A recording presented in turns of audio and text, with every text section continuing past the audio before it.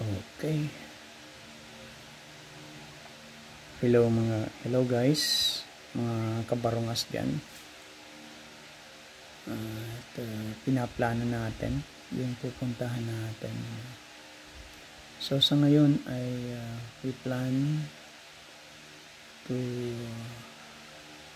rides going to Cagraray Eco Energy Park. So kaya titingnan natin yung direction niya, kung ilang minuto at kung paano tayo makakapunta ron, the best way and the fastest way. Kasi ito yung mga view niya ito yung mga view niya, so magaganda, no? So this is talagang amazing. Ito yung niya, ito yung makikita natin siguro doon. Yun, di ba? So hindi natin alam kung may entrance din dyan. So magbabaon tayo ng siguro ng pera, no? Kasi hindi natin alam. Kasi parang may ganyan, di ba? So Cagraray. So papasok pala sa ganyan. Wow! Diba may mga nakapunta na ron? So I was intrigued.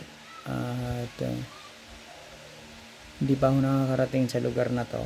So this is my first time siguro na makarating, hoping na marating ko tong lugar na to, no? So naplano natin para at least yung pagpunta natin doon ay hindi tayo yung hanap ng hanap.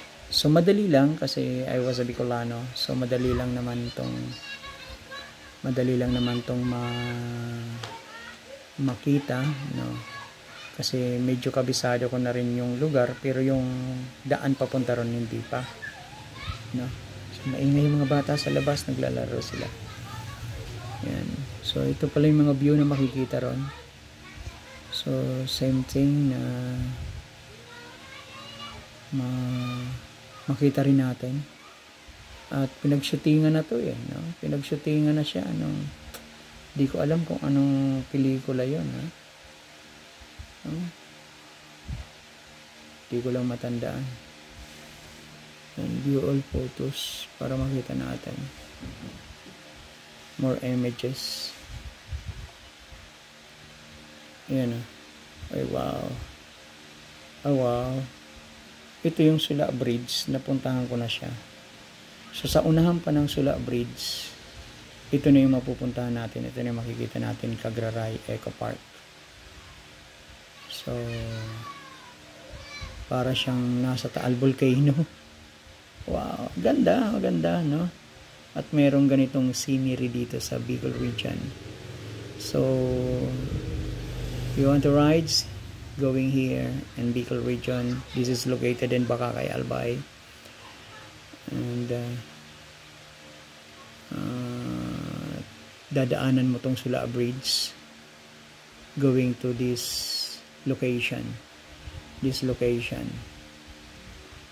and that location.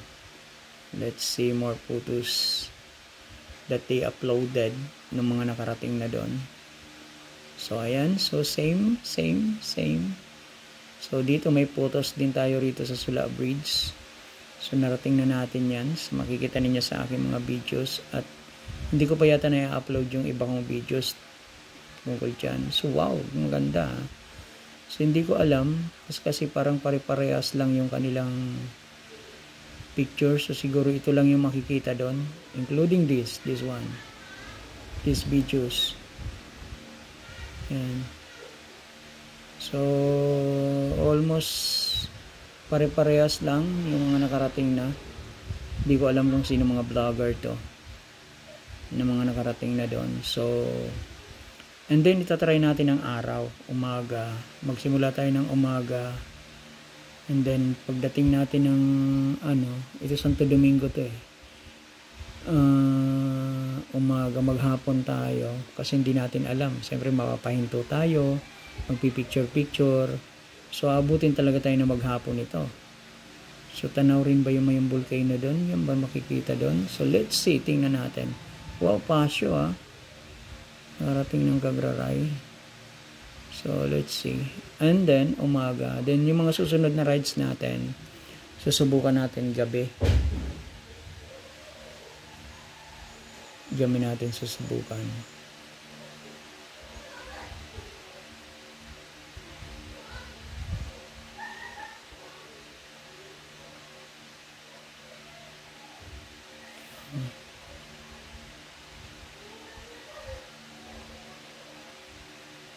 Ayan, diba?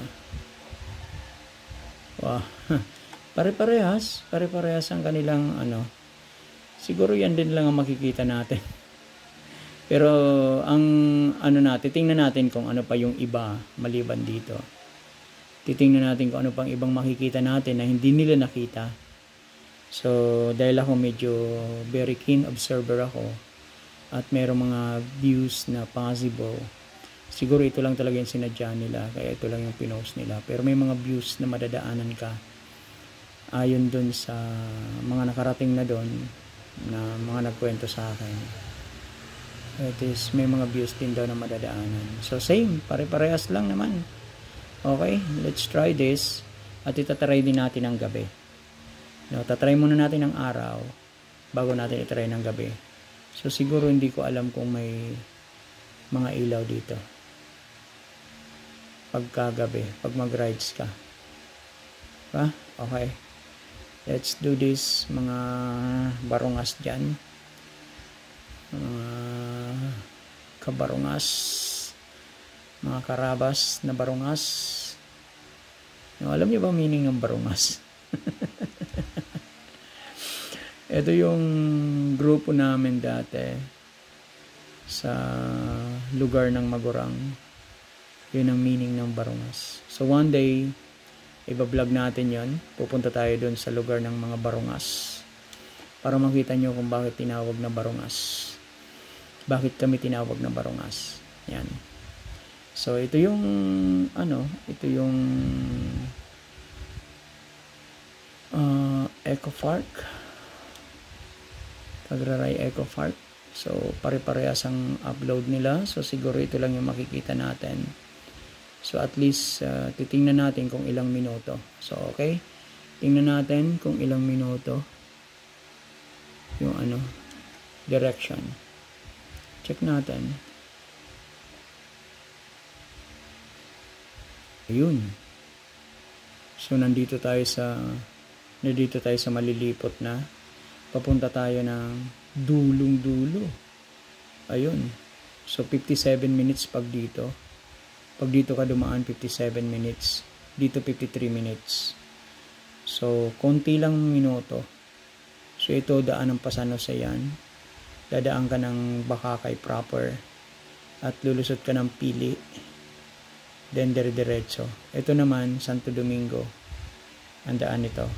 So alam ko yung lugar na to. Alam ko yung lugar na yan, Santo Domingo. Tapos dire-diretso doon.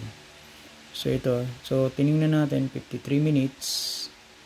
Sa kabila, pag doon tayo dumaan ay 57 minutes. Ang hindi natin alam dito, ang hindi natin alam dito kung ito ay ayos na yung kalsada rito or off-road pa.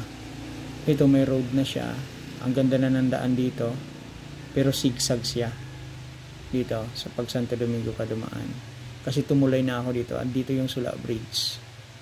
Diyan banda yung Sula Bridge. Yan. Diyan banda yung Sula Bridge. So hanggang dyan lang ako. So ibig sabihin ilang minuto na lang pala. Kung galing ako sa Sula Bridge, ilang minuto na lang pala nandun ako sa Cagraray Eco Park. So tapos pagdating sa Sula Bridge, bumalik na ako. Kaya sabi ko sa mga second tour ko ay doon naman papunta sa Cagraray, which is dito ako magro-route. Magre-route tayo ng panibago. Re-route natin. So itatry natin, diba? So itatry natin. Yan, Cagraray Eco Energy Park. Okay? Close up natin para makita natin yung mga dadaanan natin. Ayan. So from here, dito tayo mag-uumpisa. And then dahil nandiyan yung location ko. And then didiretso tayo ng ito, yung tinatawag nilang Santa Misericordia. And then diretso tayo ng Palmera Resort. And then babaybayin natin yung bay. yung dagat. Then Mercedes Garden and Nature Center. Dito na nagko-crossing yung papunta dun sa Pili. So yun, pag dun tayo dumaan 53 minutes. Pag dito naman tayo dumaan, it is 57 minutes papunta dun sa Pagraray. Siguro maano to, malaki, maraming dadaanan. Zigzag. So yun, so ano natin siya, ayun, Sula Bridge. So yun lang pagkakaiba sa ibang dadaanan. So yun, hanggang sa Misibis Road. Paglampas pala ng Sula Bridge, ayan, Sula Bridge. Paglampas ng Sula Bridge, narating na natin yan, Misibis Road na. So ito na yung Misibis, sasakop na siya ng Misibis. So ito na yung mga madadaanan natin, zigzag siya. So yun, hanggang sa marating natin yung Pagraray Eco Park na dulong-dulo at papunta na dun sa Misibis Bay Resort. Yan. Which is, sabi ng iba, napakamahal ng accommodation nila dyan. Tingnan natin. So let's try at ano natin, i-rides natin siya. So mag-tour tayo papunta dyan. At syempre dito sa mga madadaanan na yan, I think magaganda ang view dyan because it is nature. Madadaanan natin yung nature, of course. At now I think yung Pacific Coast, yung Pacific Ocean matatanaw natin, including the Catanduanes. Yan, including na yung Rapu-Rapu.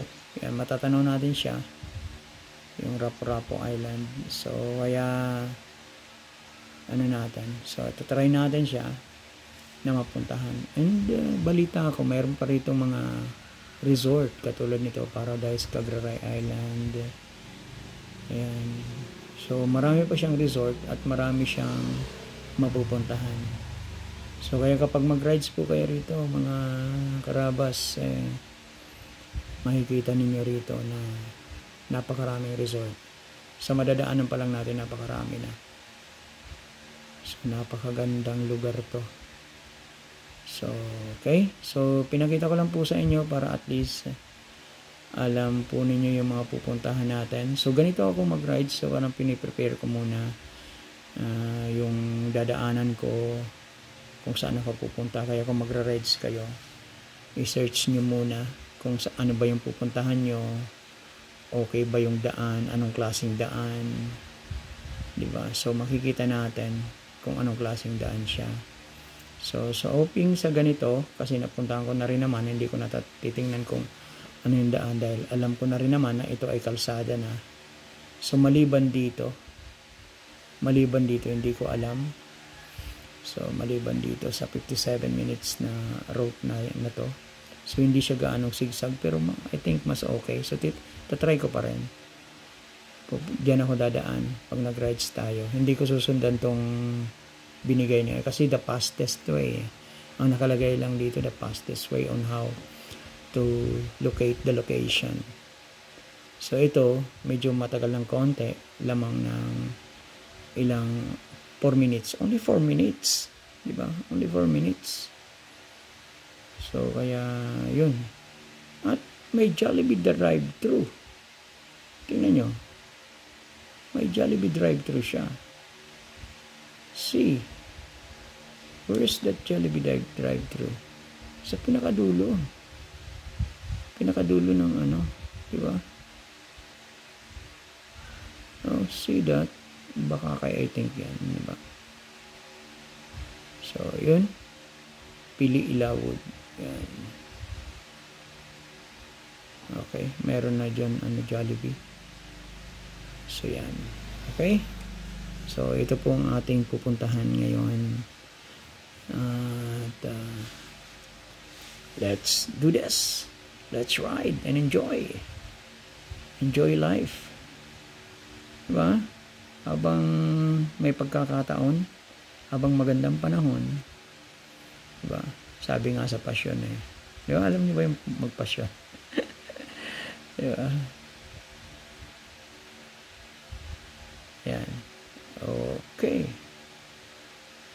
Ayan ang ano natin. So, yan ang pupuntahan natin. Yan ang target destination ko ngayon na pupuntahan natin. Itong Cagraray Eco Park. So, that's my target destination. Okay. Okay, sige mga karabas. At nakita na natin yung ating target destination. At na-share ko sa inyo kung paano ako mag-search. Ganun lang ako kasimple mag-search. Hindi naman, So, need ko lang ng isang unit ng cellphone and then, search ako. And then, naka-online lang siya. So, hindi ko alam kung may signal dun. Yun ang problema natin ngayon. Titingnan natin kung mayroon dun signal or wala. Diba? So, kaya, natin. Kaya para marating natin yung Nisibis Bay. At makita natin kung ano yung pagkakaiba sa ibang bay. They said it is a white sand bay. So, let's try and let's see. And yun. Tapos, hanapin ko yung lugar and then pupuntahan ko. Of course, syempre. Kasama na yung safety precaution. So, magdadala tayo ng mga equipment, mga gadget, na mga simple gadget lang na maaring magamit natin for vlogging. And then, of course, ang wag natin kalilimutan is water.